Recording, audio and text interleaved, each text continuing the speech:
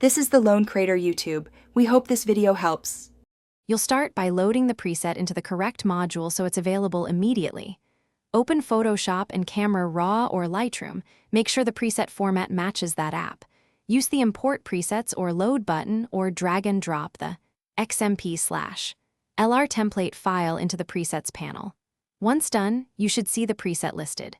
If it's zipped, extract first. You're setting up availability now, so you can apply and test without interrupting your workflow.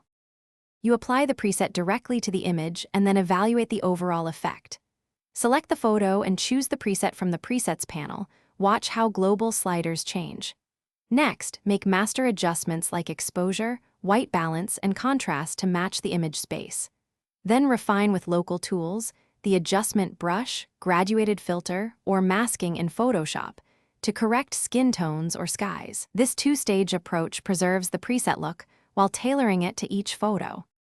Finish by fine-tuning sharpening, noise reduction, HSL, and grain so the image reads well at final size. Save your adjusted settings as a new custom preset or sync to multiple images for consistency. Export with correct color profile and resolution. If the preset looks off, check the image's color profile, disable auto corrections, or reinstall the preset file. Sometimes resets in preferences fix visibility issues. Make sure to test on 2 different images before batch applying to a large set.